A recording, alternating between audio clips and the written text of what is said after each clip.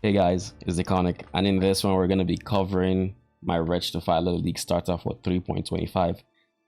And that is going to contain stuff like how to level through the campaign, what to run early maps, the different budget POBs to help you on your journey from zero to hero with pure Spectres, as well as my starting Atlas strategy. And I will also be explaining what type of strategies they excel at and what strats you might want to avoid. So without further ado, let's get started. Leveling through the campaign is actually pretty straightforward for minion builds. There will be a link in the notes for the low budget / leveling POB for what gems to take as quest rewards. But a quick TLDR, you would want to use Freezing Pulse up until level 8, when you will pick up and use melee splash with SRS and zombies. So that's 2 melee splashes. You can also optionally run Clarity till Act 3 as your only aura, because we don't really unlock auras until Act 3. Be sure to pick up a Sapphire Ring when you can, as it helps immensely on the final boss. And as a side note, you can also sell an Iron Ring and a Blue Gem to give you the same Sapphire Ring, which is a Cold Resistance Ring. Acts 2 and 3 have very similar gem setups, with just adding more support gems until you pick up your Raise Spectre gem. Now at this point you have two options. You are either just equip it and level it up without using the Spectres, because this is the squishiest your Spectres will ever be, or alternatively you can go to Old Fields in Act 2 and pick up a Frenzy Charge Monkey for a bit more damage when it comes to your minions. And you can support this Raise Spectre gem if you do decide to spawn Spectres with Feeding Frenzy, which you get from Act 3 side quest Siosa, and Minion Life, just so they're not as squishy. And you'll keep this setup probably until Act 5, where you are going to switch to the Slave Drivers. Once you have the Slave Drivers, you should be rocking 2 Spectres at this point with the +1 Spectre node on the tree.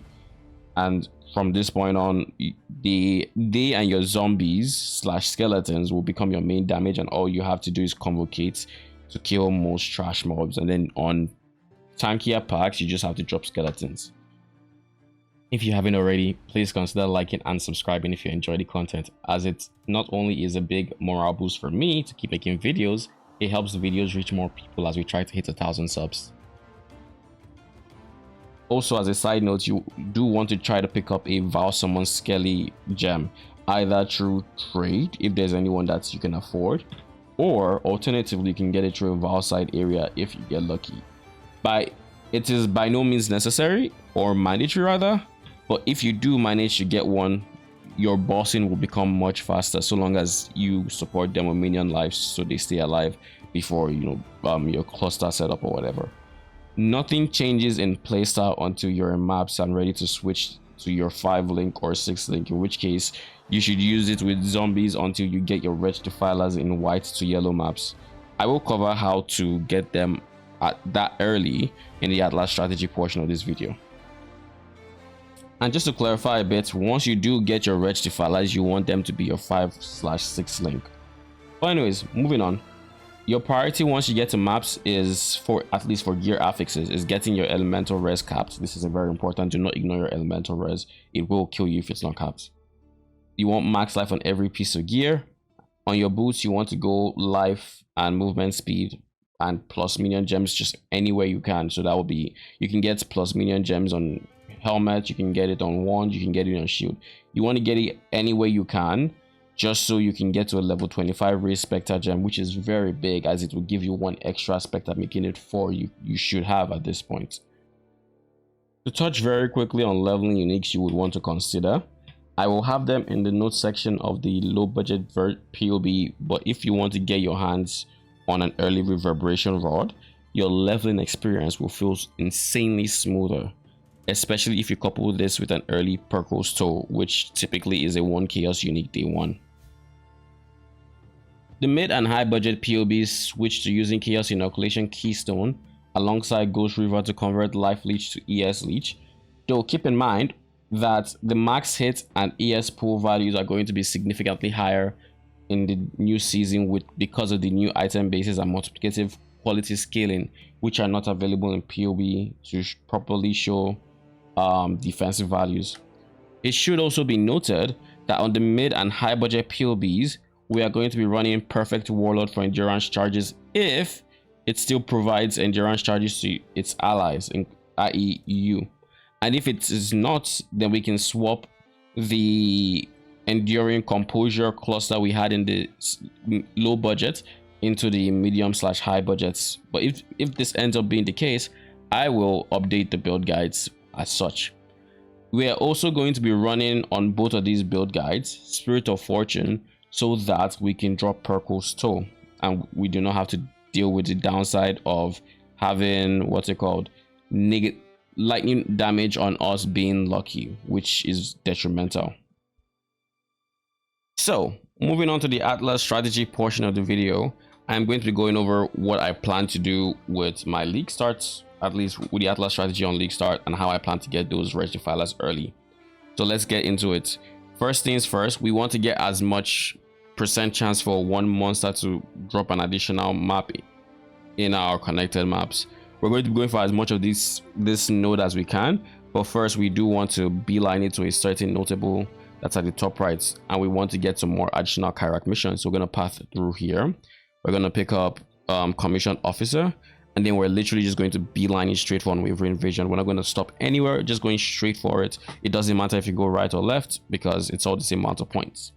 Once you get this node, you will instantly pick up 20 Atlas passive points, which should be up until 43 is where we're going to select to. But this is the point where you can actually get your reg defilers. And what do I mean? The first thing you're going to spend those points on is picking up invasive adversaries. What this node does is it allows you to desecrate mobs at the start of a map, because monster packs are quote-unquote difficult and rewarding, which means it's just going to put T17 mobs in your maps, which means RNG aside, you can now desecrate reg defilers in your tier 1, 2, 3 up until 16 maps, depending on if you get lucky and the corpses in your map.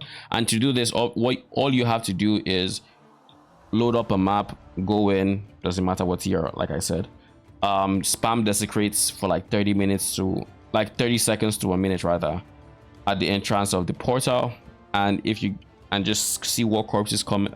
If nothing shows up, complete your map, go to the next, do the same thing until you get reg defilers. And don't forget, we can always just go to global 6666 to ask for Spectres, or alternatively you can come to my stream and you can ask. I will probably have it by the time you need it. But yeah, we pick up the invasive adversaries, and then for the remaining points up until 43, we're going to be speccing into chance for maps, more Chirac missions, maps, more Chirac missions. And then next, we want to get Shape in Disguise and Shape in the Mountains. Or alternatively, I think we actually go for Shape in Disguise and Mountains before we go for Atlas missions, because these nodes are very big. But once you get to this point, all you have to do is just get more chance for maps to be found. Actually, we can just do this instead, save that 1 point. And we have our opening strategy. Once you're here, any extra points just go straight into extra chance for maps to be dropped. So you pick up any of these, you just pick up any of the 2% chances, and you just play your league start. Now once you get to a certain amount of points, I do not exactly remember offhand where it is, but once you get to a certain amount of points and you're ready to farm, you will unlock your second Atlas passive tree. And from that point on, do keep in mind, side note, you can always pick up the June nodes for just free unveils. It's free, it's like 40% chance to find June, and all of a sudden you start unlocking all the unveils you will need going forward. So this is always a nice node cluster to pick up. But anyways, you unlock your second strategy, and with your second tree, that is where you actually go for what you want to farm with, whatever it is your strategy is going to be. I personally plan on going Blight and Expeditions. Why?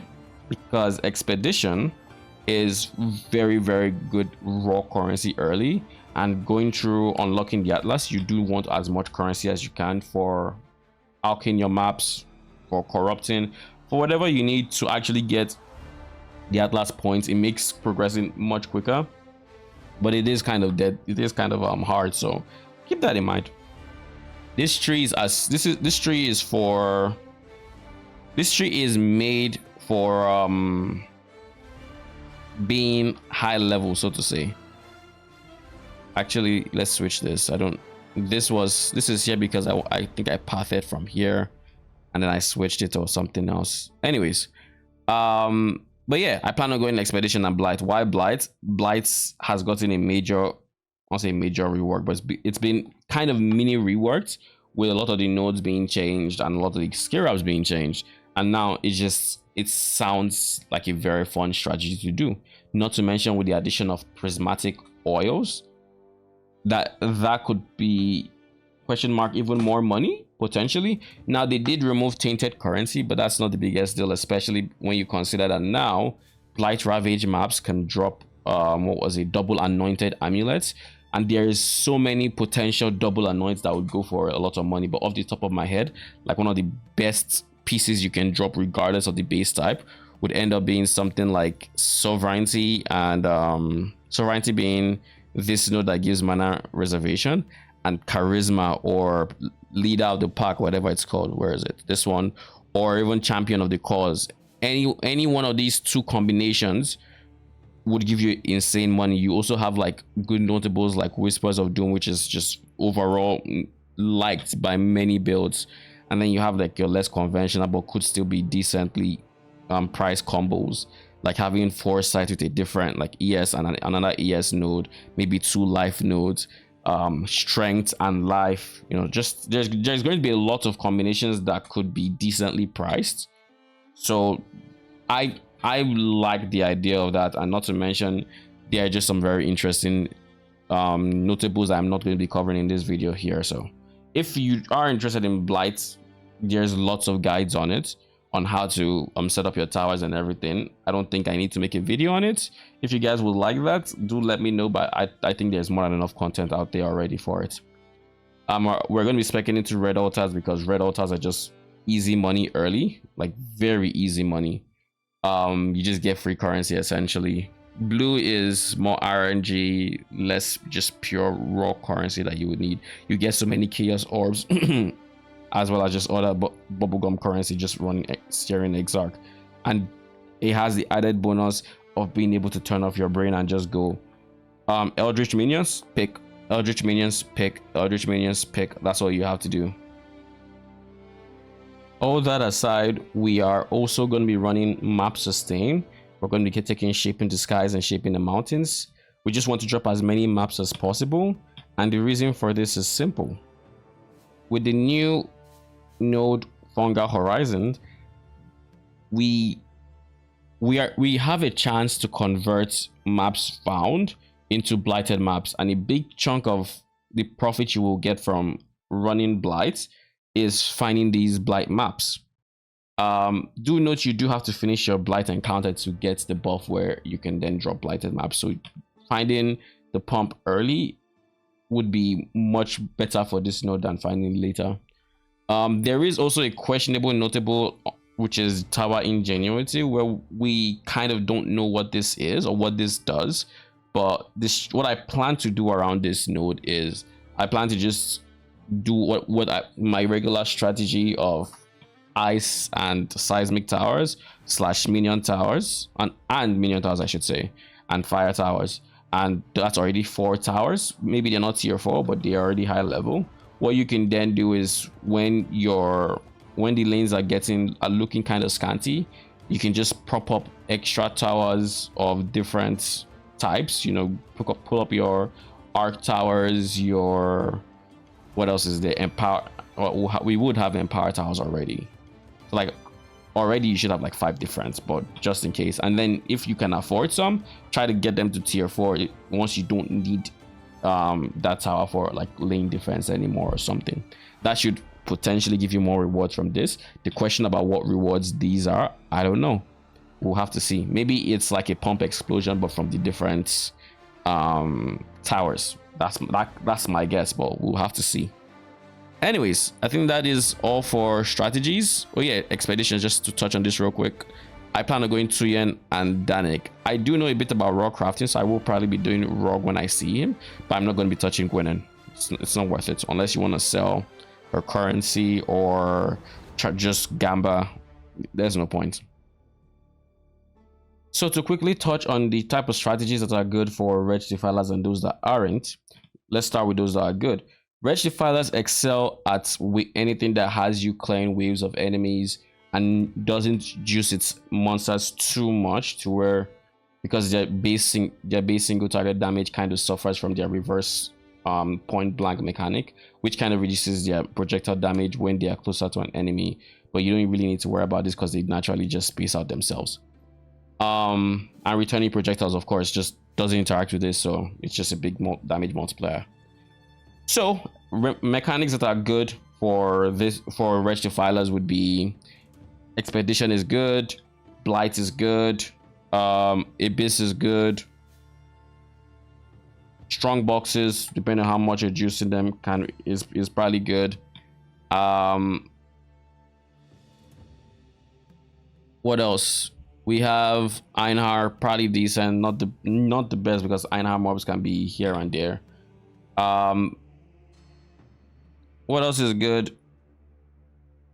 Essences are fine if you're doing them in low tier maps.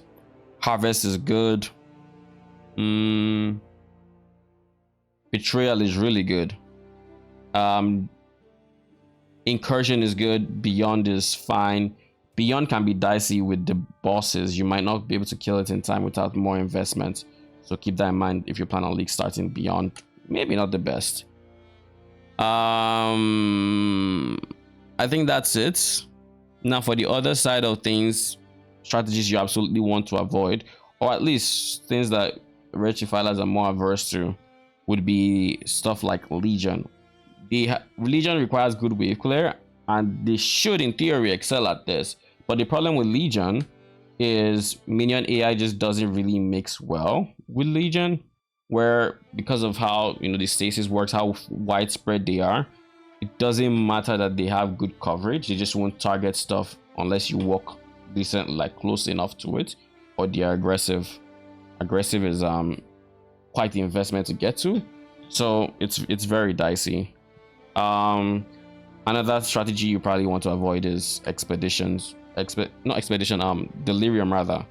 Delirium is dicey because of all the modifiers it adds to mobs, makes them very tanky, and if you run into any of the Delirium, why do I keep saying expedition? If you run into any of the Delirium bosses, or you go into like very just Delirium content, you would not have a good time with Reg Defilers. They will struggle. So those two are probably the biggest outliers to things you should avoid. High tier essences you probably want to avoid also, but essences are typically run on lower tier maps, and Reg Defilers do fine on lower tier maps with essences. Einhar can also be dicey, so keep in mind, maybe you can try it, but his monsters can be kind of annoying early on. Once you get some investment, they shouldn't be too much of a problem either, so just stuff to note.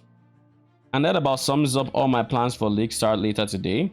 If you have any questions, do leave them down in the comment below. I will be keeping an eye on them, even during League starts, or you could just ask me over on stream on either Twitch or YouTube. I plan to stream over 12 hours, so odds are I'm still live when you do have the question. And with all that said, thank you for watching.